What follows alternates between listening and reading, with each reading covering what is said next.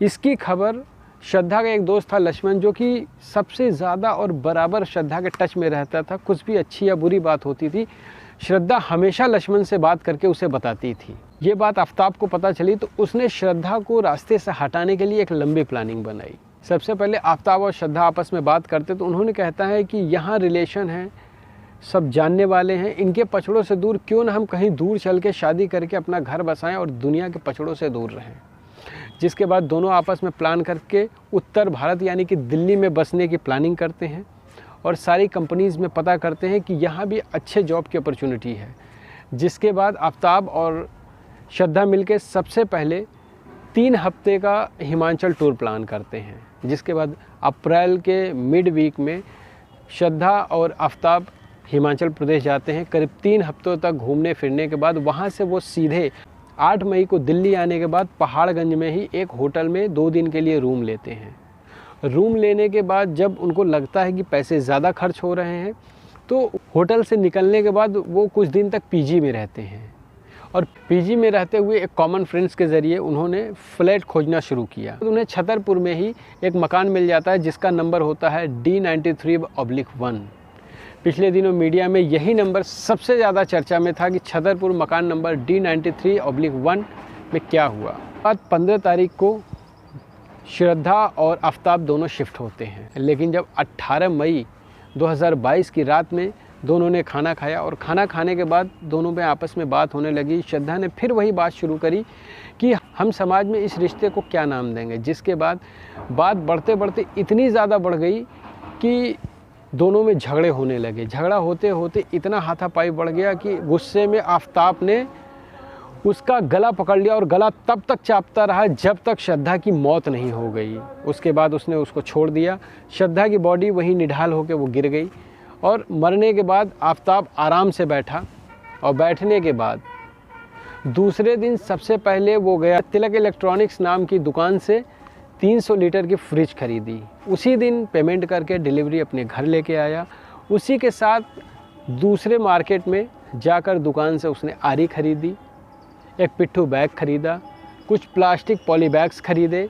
जिसके बाद वो वापस घर आ गया और घर आने के बाद इत्मीनान से श्रद्धा की डेड बॉडी जो कि बाथरूम में पड़ी हुई थी वहाँ जा कर के वो आरी से उसको काटने लगता और बड़े इत्मीनान से काटता है जैसे प्रोफेशनल लोग काटते हैं।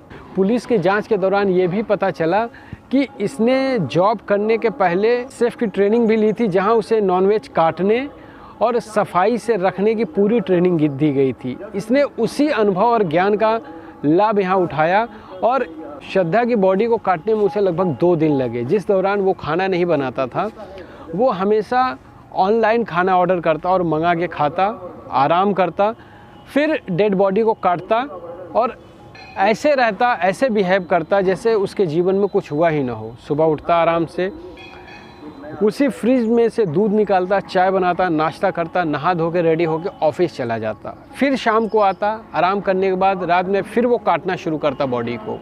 चूँकि मरे श्रद्धा को 24 घंटे से ऊपर हो गए थे, उसकी बॉडी बदबू भी करने लगी थी, इसलिए उस बदबू से बचाने के लिए वो स्प्रे और अगरबत्तियों का इस्तेमाल किया करता था जिससे खुशबू हो और बदबू बाहर न जाए। जिसके बाद वो लगभग 18 मई से लेकर के 5 जून के बीच में सारे 35 टुकड़ों को घूम घूम के दिल्ली के अलग अलग जंगलों में, अलग अलग क्षेत्रों में फेंकता है। और इधर बीच श्रद्धा का दोस्त लक्ष्मण बार बार श्रद्धा को फ़ोन करता है, लेकिन उसका मोबाइल स्विच ऑफ बताता है। कई बार लक्ष्मण के ट्राई करने के बावजूद जब श्रद्धा का नंबर नहीं मिलता तो वो भी परेशान होता है इस चीज़ को लेकर। फिर उसने इस बात को श्रद्धा के भाई श्रीजय वॉरकर को बताया कि मैं पिछले 2-2.5 महीनों से श्रद्धा के फ़ोन को ट्रेस कर रहा हूं, लेकिन उसका कोई भी कॉल नहीं लग रहा है, ना उसका कोई न्यूज़ है। जिसके बाद श्रीजय वॉरकर ये बात अपने पिता विकास वॉरकर को बताता है। जिसके बाद विकास भी और श्रीजय दोनों मिलकर श्रद्धा के नंबर पर फ़ोन लगाते हैं, लेकिन श्रद्धा के नंबर से कोई रिप्लाई नहीं आता। तो वो फ़ोन आफ्ताब को लगाते हैं। आफ्ताब विकास को ये रिप्लाई करता है कि हाँ, हमारे बीच सब कुछ अच्छा था, हम लोग दिल्ली शिफ्ट होने के लिए आए थे और यहाँ पे चूँकि शादी हमें करना था और बेटर अपॉर्चुनिटी थी कैरियर की, इसलिए यहाँ पे आए थे। लेकिन 18 मई को रात में लड़ाई करने के बाद जब से श्रद्धा गायब है, यहाँ से चली गई, उसका कोई पता नहीं चल रहा है। जिसके बाद ये बात विकास वारकर पालघर पुलिस को बताते हैं, तो पालघर पुलिस जांच करते हुए सारे CDR और उनके मोबाइल का लोकेशन ट्रेस करने के बाद ये पता लगाती है कि वो दोनों दिल्ली छतरपुर में है, और छतरपुर का इलाका दिल्ली पुलिस के महरौली थाने के अंतर्गत आता है। इसलिए हम आपका केस जो है दिल्ली महरौली ट्रांसफ़र करते हैं और बातचीत कर लेते हैं। आगे की छानबीन की प्रक्रिया दिल्ली पुलिस देखेगी। जिसके बाद 8 नवंबर को विकास वारकर दिल्ली आ जाते हैं, और दिल्ली आने के बाद महरौली पुलिस से सारी बात बताते हैं।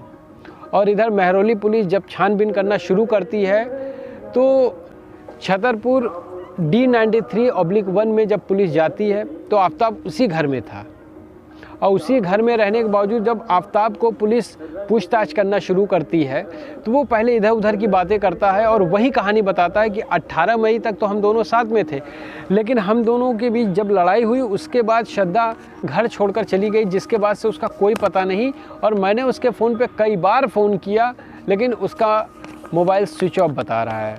जिसके बाद पुलिस CDR निकलवाती है, सारा लोकेशन ट्रेस करती है, तो पता चलता है कि इसने श्रद्धा के मोबाइल पे कोई फ़ोन ही नहीं किया। यहीं से पुलिस का माथा ठनकता है और पुलिस सारे एविडेंस जुटाने शुरू करती है और आफ्ताब को उठाकर पुलिस थाने ले आती है। उसके बाद उसने पूरी बात सिलसिलेवार तरीके से बताई कि किस तरह से उसने 2 दिन के अंदर उस शव के 35 टुकड़े किए, और कैसे उसने दिल्ली के विभिन्न जंगलों में घूम घूम को रात के 2 बजे जा कर के उसके शव के टुकड़े फेंके और आके आराम से लेट जाता था जैसे कुछ हुआ ही नहीं। चूँकि वो पढ़ा लिखा था, फ्लुएंट इंग्लिश बोलता था, इसलिए लोगों को उसके ऊपर शक नहीं होता था। लेकिन कहा जाता है ना कि जुर्म कितना भी छुपा के किया जाए, कितने भी सुनियोजित तरीके से किया जाए, हमेशा एक सुराग छोड़ जाता है। उसी सुराग के जरिए दिल्ली पुलिस आफ्ताब तक पहुंची और इस केस का खुलासा हुआ। जिसके बाद दिल्ली पुलिस आफ्ताब को लेकर उन सभी जगहों पे जाती है जहां उसने श्रद्धा के बॉडी पार्ट्स के टुकड़े फेंके थे। वहां से कुछ विभत्स रूप के उसके टुकड़े बॉडी के और कुछ हड्डियां बरामद की। जिसके बाद दिल्ली पुलिस आफ्ताब को हिरासत में लेने के बाद उसे जेल भेज देती है, और इधर मिले शव के टुकड़े और हड्डियों का DNA जांच चल रहा है फॉरेंसिक लैब में। जिसके बाद DNA मिलान विकास वारकर से किया जाएगा ताकि ये कंफर्म हो सके कि वो शव के टुकड़े और हड्डियां श्रद्धा के ही हैं। इस घटना को सुनाने का सिर्फ एक ही मतलब है दोस्तों, कि आप कितने भी पढ़े लिखे हो जाएं, कितने भी आधुनिक हो जाएं, लेकिन माँ बाप होते हैं। अगर आपको अपने जीवन का कोई भी फैसला लेना है, विशेषकर व्यक्तिगत फैसले अगर आप ले रहे हैं, तो उसमें माँ बाप से राय शुमारी करें और उनके अनुभव का लाभ उठाएं, जिससे आपके जीवन में कोई गलत फैसला ना हो। अगर और कुछ करना है तो आगे आप स्वयं समझदार हैं।